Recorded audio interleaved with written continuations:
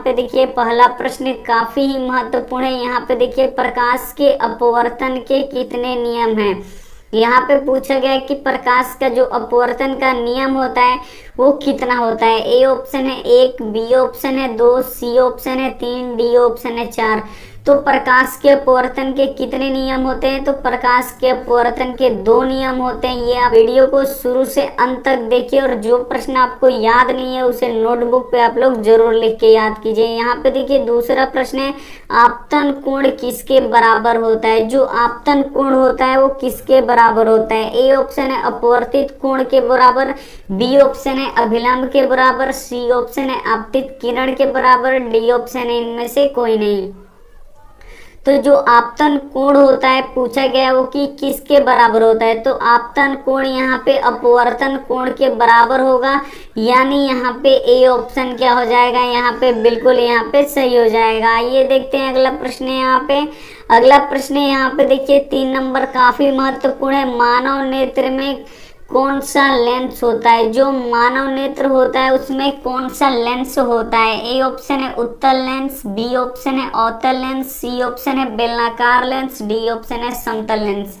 तो जो मानव नेत्र होता है उसमें कौन सा लेंस होता है। तो मानव नेत्र में यहाँ पे उत्तल लेंस होता है, यानी यहाँ पे ए ऑप्शन क्या हो जाएगा, यहाँ पे बिल्कुल सही हो जाएगा। बहुत ही महत्वपूर्ण प्रश्न है, तो एक भी प्रश्न को स्किप मत कीजिएगा। यहाँ पे आइए देख लेते हैं 4 नंबर प्रश्न। 4 नंबर प्रश्न देखिए, यहाँ पे मानव नेत्र के किस भाग पर वस्तु का प्रतिबिंब बनता है। ये भी काफी महत्वपूर्ण प्रश्न है कि मानव नेत्र के किस भाग पर वस्तु का प्रतिबिंब बनता है। ए ऑप्शन है रेटिना, बी ऑप्शन है आइरिस, सी ऑप्शन है नेत्रगोलक, डी ऑप्शन है कार्निया। तो मानव नेत्र के किस भाग पे वस्तु का प्रतिबिंब बनता है। तो जो रेटिना होता है उस पे ही किसी भी वस्तु का प्रतिबिंब होता है, और रेटिना को दृष्टि पटल भी कहा जाता है, यानी यहाँ पे ए ऑप्शन क्या हो जाएगा, यहाँ पे सही हो जाएगा। काफी महत्वपूर्ण प्रश्न है। आइए देखते हैं 5 नंबर प्रश्न। 5 नंबर प्रश्न देखिए, जो लोहे तथा चुंबकीय पदार्थ को अपनी ओर आकर्षित करता है उसे क्या कहते हैं। ए ऑप्शन है चुंबक, बी ऑप्शन है अचुंबक, सी ऑप्शन है लोहा, डी ऑप्शन है सोना। तो यहाँ पे बोला गया है कि जो लोहे तथा चुंबकीय पदार्थ को अपनी ओर आकर्षित करता है उसे क्या कहते हैं। तो उसे क्या कहते हैं हम लोग, चुंबक कहते हैं, यानी यहाँ पे ए ऑप्शन क्या हो जाएगा, यहाँ पे बिल्कुल यहाँ पे सही हो जाएगा। और लास्ट में एक होमवर्क प्रश्न है, उसका जवाब आप कमेंट बॉक्स में जरूर दीजिएगा। अगर वीडियो को आपने लाइक नहीं किया है तो प्लीज वीडियो को लाइक भी करते चलिए। तो यहाँ पे देखिए 6 नंबर प्रश्न है, प्रकाश की चाल कितनी होती है। जो प्रकाश की चाल है वो कितनी होती है। ए ऑप्शन है 3 × 10⁷ kg पर सेकेंड, बी ऑप्शन है 3 × 10⁷ सेंटीमीटर पर सेकेंड, सी ऑप्शन है यहाँ पे 3 × 10⁸ मीटर पर सेकेंड, यहाँ पे डी ऑप्शन है 3 × 10⁸ सेंटीमीटर पर सेकेंड। तो यहाँ पे प्रकाश की चाल कितनी होती है। तो प्रकाश की चाल 3 × 10⁸ मीटर प्रति सेकेंड होता है, यानी यहाँ पे सी ऑप्शन क्या हो जाएगा, यहाँ पे बिल्कुल सही हो जाएगा। और एक ऐसे भी दे देता है कि 3 लाख किलोमीटर पर सेकेंड, तो वो भी सही हो जाएगा, यानी यहाँ पे सी ऑप्शन क्या हो जाएगा, यहाँ पे बिल्कुल यहाँ पे सही हो जाएगा। ये देखते हैं अगला प्रश्न है, यहाँ पे 7 नंबर प्रश्न देखिए, काफी महत्वपूर्ण प्रश्न है और ये बार परीक्षा में आता है। लेंस बनाने में किसका प्रयोग नहीं किया जाता है। यहाँ पे पूछा गया है कि लेंस बनाने में किसका प्रयोग नहीं किया जाता है। ए ऑप्शन है मिट्टी, बी ऑप्शन है प्लास्टिक, सी ऑप्शन है पानी, डी ऑप्शन है कांच। तो लेंस बनाने में प्लास्टिक का भी प्रयोग किया जाता है, पानी का भी प्रयोग किया जाता है और यहाँ पे कांच का भी प्रयोग किया जाता है, लेकिन मिट्टी का प्रयोग नहीं किया जाता है। काफी बार ये प्रश्न पूछा गया है, तो ये आपको याद होना चाहिए। यहाँ पे ए ऑप्शन क्या हो जाएगा, यहाँ पे बिल्कुल सही हो जाएगा। आइए देख लेते हैं अगला प्रश्न। यहाँ पे अगला प्रश्न है यहाँ पे 8 नंबर देखिए, नेत्रदान में नेत्र का कौन सा भाग दान में दिया जाता है। यहाँ पे पूछा गया है कि नेत्रदान जब हम लोग करते हैं तो उस नेत्रदान में आँख का कौन सा भाग दिया जाता है। ए ऑप्शन है रेटिना, बी ऑप्शन है आइरिस, सी ऑप्शन है नेत्र गोलक, डी ऑप्शन है कार्निया। तो यहाँ पे देखिए नेत्र दान में हम नेत्र का कौन सा भाग दान करते हैं, तो जो कार्निया वाला भाग होता है वही हम लोग दान करते हैं, यानी यहाँ पे डी ऑप्शन क्या हो जाएगा, यहाँ पे बिल्कुल सही हो जाएगा। आइए देखते हैं अगला प्रश्न यहाँ पे। अगला प्रश्न यहाँ पे देखिए 9 नंबर, चुंबक के कितने ध्रुव होते हैं। यहाँ पे पूछा गया कि जो चुंबक होता है उसके कितने ध्रुव होते हैं। ए ऑप्शन है 2, बी ऑप्शन है 3, सी ऑप्शन है 4, डी ऑप्शन है 5। तो चुंबक के कितने ध्रुव होते हैं, तो चुंबक के 2 ध्रुव होते हैं। एक होता है उत्तरी ध्रुव और एक होता है यहाँ पे दक्षिणी ध्रुव। तो यहाँ पे एक होता है उत्तरी ध्रुव और एक होता है दक्षिणी ध्रुव। तो ये आपको पता होना चाहिए कि चुंबक के 2 ध्रुव होते हैं। आइए देख लेते हैं अगला प्रश्न यहाँ पे।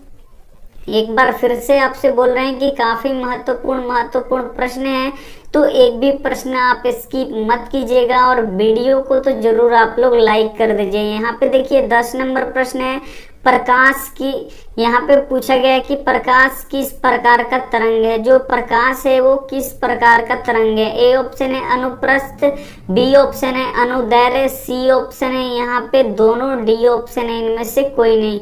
तो यहाँ पे पूछा गया कि प्रकाश किस प्रकार का तरंग है, तो प्रकाश अनुप्रस्थ तरंग है, यानी यहाँ पे ए ऑप्शन क्या हो जाएगा, यहाँ पे बिल्कुल सही हो जाएगा। काफी महत्वपूर्ण प्रश्न है। यहाँ पे देख लीजिए 11 नंबर प्रश्न है। यहाँ पे देखिए स्पष्ट देखने की न्यूनतम दूरी कितनी होती है। जो स्पष्ट देखने की न्यूनतम दूरी होती है यहाँ पे पूछा गया है कि वो कितना होता है। ए ऑप्शन है 30 सेंटीमीटर, बी ऑप्शन है 25 सेंटीमीटर, सी ऑप्शन है 12 सेंटीमीटर, डी ऑप्शन है अनंत। तो स्पष्ट देखने की जो न्यूनतम दूरी होती है वो कितनी होती है, तो ये 25 सेंटीमीटर होती है, यानी यहाँ पे बी ऑप्शन क्या हो जाएगा, यहाँ पे बिल्कुल सही हो जाएगा। एक और प्रश्न आता है कि स्पष्ट देखने की अधिकतम दूरी कितनी होती है, तो स्पष्ट देखने की अधिकतम दूरी कितनी होती है, अनंत होती है। तो यहाँ पे पूछा गया है 11 नंबर प्रश्न में कि स्पष्ट देखने की न्यूनतम दूरी या अल्पतम दूरी, दोनों पूछ देता है। तो अगर न्यूनतम दूरी पूछेगा तो 25 सेंटीमीटर होगा, अगर अधिकतम दूरी पूछेगा तो अनंत होगा। आइए देखते हैं अगला प्रश्न है यहाँ पे। अगला प्रश्न है यहाँ पे देखिए 12 नंबर, यदि आपतन कोण 60 डिग्री हो तो परावर्तन कोण कितने का होगा। यहाँ पे पूछा गया है कि अगर आपतन कोण 60 डिग्री का है तो परावर्तन कोण कितना होगा। तो हमको पता है कि आपतन कोण जो होता है वो परावर्तन कोण के क्या होता है, एकदम बराबर होता है। अगर आपतन कोण 60 डिग्री है तो परावर्तन कोण भी कितना डिग्री होगा, 60 ही डिग्री होगा, क्योंकि आपतन कोण और परावर्तन कोण दोनों आपस में क्या होता है, बराबर होता है। तो यहाँ पे देखिए आपतन कोण 60 डिग्री दिया है तो परावर्तन कोण भी कितना होगा, 60 डिग्री होगा, यानी यहाँ पे ए ऑप्शन क्या हो जाएगा, यहाँ पे बिल्कुल यहाँ पे सही हो जाएगा। उम्मीद करते हैं प्रश्न सभी समझ में आ रहे होंगे। अगर आप शुरू से अंत तक देखेंगे तो यहीं पे ये सभी प्रश्न आपको याद हो जाएंगे। ये देखते हैं अगला प्रश्न यहाँ पे 13 नंबर प्रश्न देखिए, काफी महत्वपूर्ण है। जब निकट की वस्तु स्पष्ट दिखाई न दे तो नेत्र में कौन सा दृष्टि दोष हुआ है। यहाँ पे पूछा गया है कि जब निकट की वस्तु स्पष्ट दिखाई न दे तो कौन सा दृष्टि दोष होता है। तो यहाँ पे देखिए थोड़ा सा उल्टा होता है ये, कि जब निकट की वस्तु स्पष्ट दिखाई नहीं देती है तब वो दूर दृष्टि दोष होता है, और जब दूर की वस्तु स्पष्ट दिखाई नहीं देती है तब निकट दृष्टि दोष होता है। थोड़ा सा ये उल्टा होता है, आप इसे थोड़ा सा याद रख लीजिएगा कि यहाँ पे बोला गया है कि जब निकट की वस्तु स्पष्ट नहीं दिखाई देती है, तो जब निकट की वस्तु स्पष्ट नहीं दिखाई देगी तो इसको उल्टा कर दीजिए आप, यानी इसको क्या हुआ है, दूर दृष्टि दोष हुआ है, यानी यहाँ पे बी ऑप्शन क्या हो जाएगा, यहाँ पे बिल्कुल सही हो जाएगा। कोई भी समझेगा कि अगर निकट की वस्तु स्पष्ट नहीं दिखाई दे रही है तो यानी ये निकट दृष्टि दोष होगा, लेकिन ऐसे नहीं होता है, ये उल्टा होता है। निकट की वस्तु अगर स्पष्ट नहीं दिखाई दे रही है यानी उसको कौन सा दोष हुआ है, दूर दृष्टि दोष हुआ है, यानी यहाँ पे बी ऑप्शन क्या हो जाएगा, यहाँ पे बिल्कुल सही हो जाएगा। ये देख लेते हैं अगला प्रश्न है यहाँ पे। अगला प्रश्न है यहाँ पे देखिए 14 नंबर, इसमें से चुंबकीय पदार्थ कौन सा है। यहाँ पूछा गया है कि इसमें से चुंबकीय पदार्थ कौन सा है। ए ऑप्शन है कागज, बी ऑप्शन है प्लास्टिक, सी ऑप्शन है लोहा, डी ऑप्शन है पित्तल। इसमें से पूछा गया कि कौन चुंबकीय पदार्थ है। तो सबसे पहले चुंबकीय पदार्थ समझ लीजिए कि चुंबकीय पदार्थ किसे कहते हैं, जो चुंबक की ओर आकर्षित होता है उसे चुंबकीय पदार्थ कहते हैं। तो यहाँ पे देखिए कागज ये चुंबक की ओर आकर्षित नहीं होता है, तो ये नहीं होगा। प्लास्टिक भी चुंबक की तरफ आकर्षित नहीं होता है, तो ये भी नहीं होगा।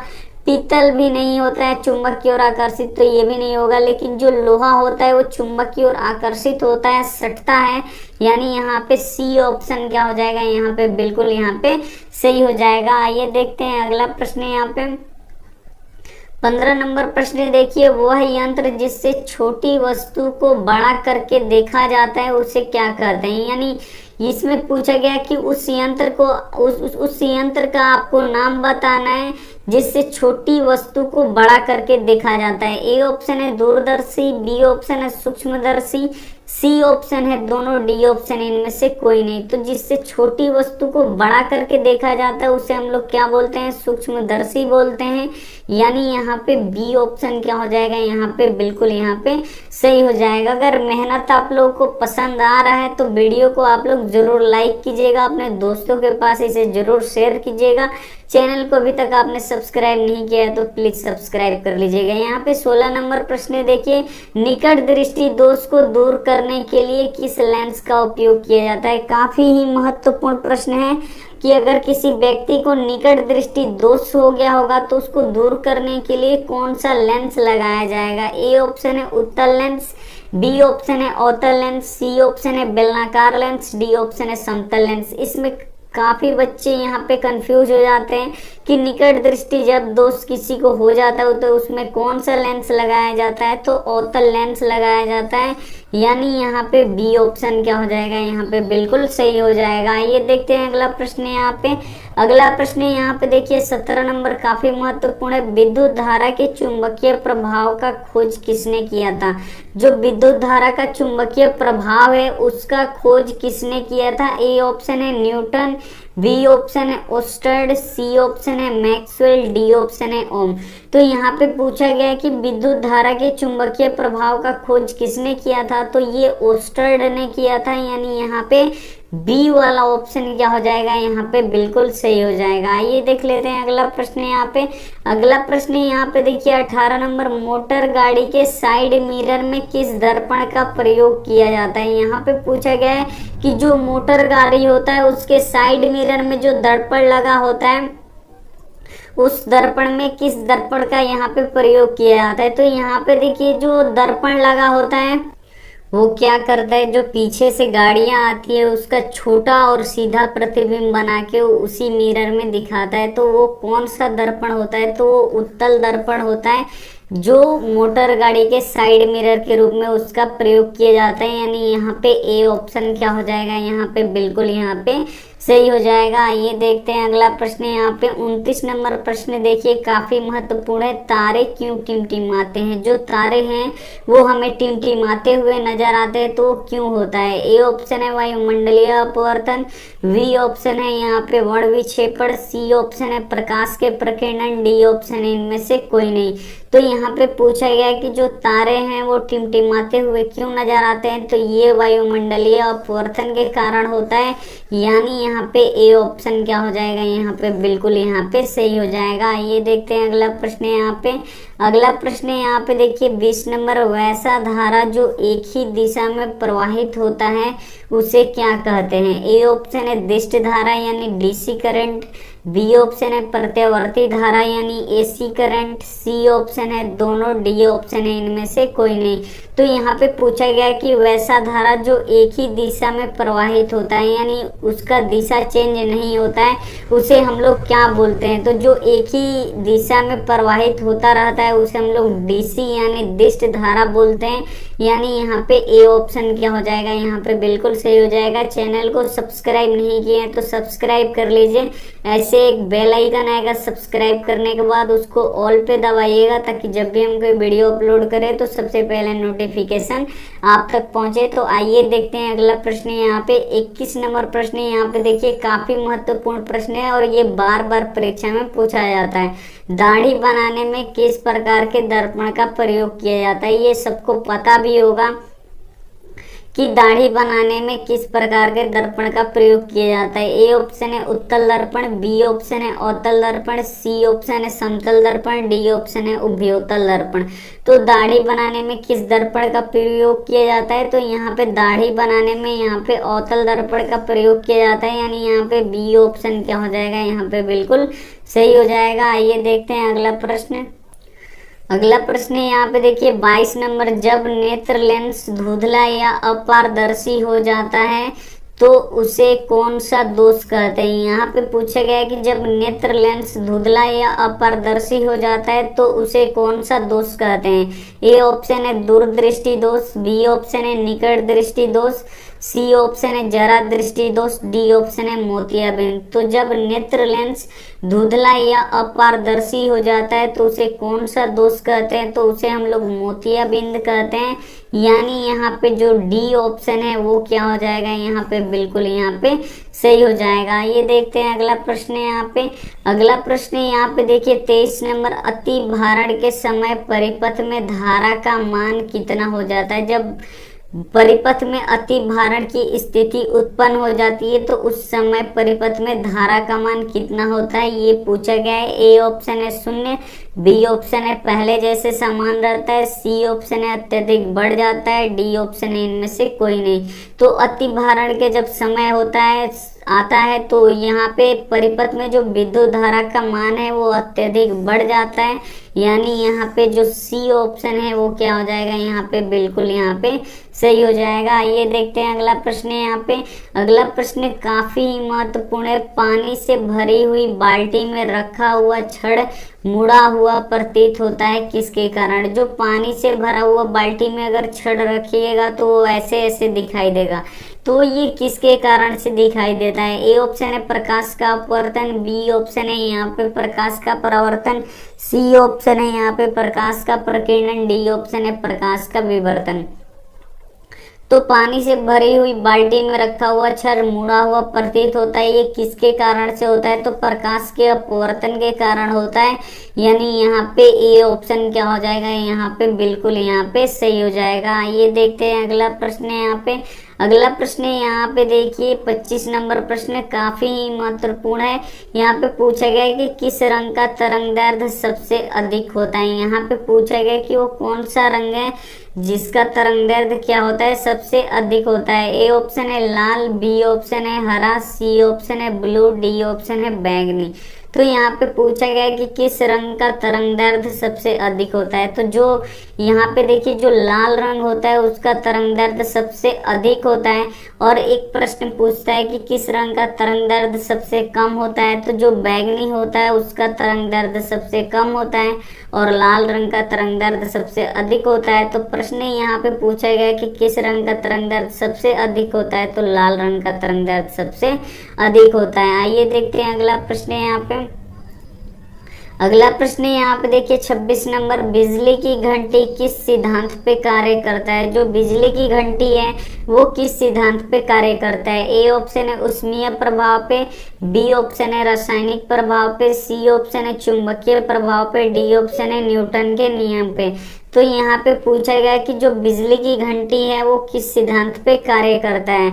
तो यहाँ पे देखिए जो बिजली की घंटी है वो चुंबकीय प्रभाव पे कार्य करता है, यानी यहाँ पे सी वाला ऑप्शन क्या हो जाएगा, यहाँ पे बिल्कुल सही हो जाएगा। ये देखते हैं अगला प्रश्न है यहाँ पे।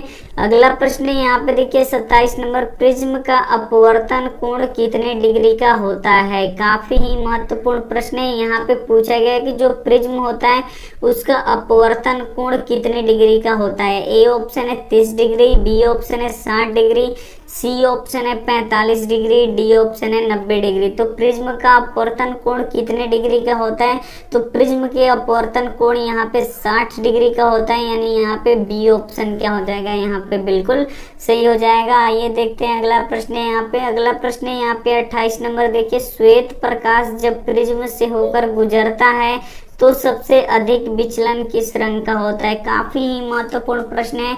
श्वेत प्रकाश किससे कहते हैं, जिसमें 7 रंग होते हैं उसे श्वेत प्रकाश कहते हैं। जैसे सूर्य का प्रकाश हो गया वो एक श्वेत प्रकाश है। तो जब श्वेत प्रकाश किसी प्रिज्म से होकर गुजरता है तो सबसे अधिक विचलन किस रंग का होता है? ए ऑप्शन है लाल, बी ऑप्शन है हरा, सी ऑप्शन है पीला, डी ऑप्शन है बैगनी। तो जो बैगनी रंग होता है उसका विचलन क्या होता है?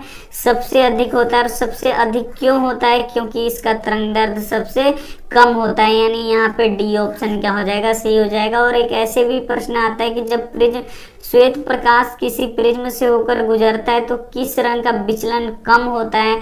तो कम किस रंग का विचलन होता है? यहाँ पे लाल रंग का सबसे विचलन क्या होता है? कम होता है। क्यों कम होता है? क्योंकि इसका जो तरंगदैर्ध्य होता है वो क्या होता है? अधिक होता है। आइए देखते हैं अगला प्रश्न है यहाँ पे। अगला प्रश्न है यहाँ पे 29 नंबर, देखिए काफी महत्वपूर्ण है। डायनेमो से कैसी धारा प्राप्त होती है? जो डायनेमो है उससे कैसी धारा प्राप्त होती है ये पूछा गया है। ए ऑप्शन है प्रत्यावर्ती धारा, बी ऑप्शन है दिष्ट धारा, सी ऑप्शन है दोनों, डी ऑप्शन है इनमें से कोई नहीं। तो यहाँ पे पूछा गया है कि जो डायनेमो है उससे कैसी धारा प्राप्त होती है? तो डायनेमो से हमेशा दिष्ट धारा को हम लोग डीसी करंट भी बोलते हैं।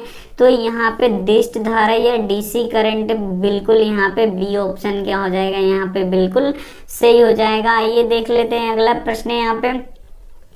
अगला प्रश्न है यहाँ पे देखिए 30 नंबर, लेंस की क्षमता का एसआई मात्रक क्या होता है? यहाँ पे पूछा गया है कि लेंस की जो क्षमता है उसका एसआई मात्रक क्या होता है? ए ऑप्शन है डायोप्टर, बी ऑप्शन है मीटर, सी ऑप्शन है फोकस, डी ऑप्शन है एमीटर। तो यहाँ पे लेंस की जो क्षमता है उसका एसआई मात्रक क्या होता है? तो लेंस की क्षमता का एसआई मात्रक क्या होता है? डायोप्टर होता है।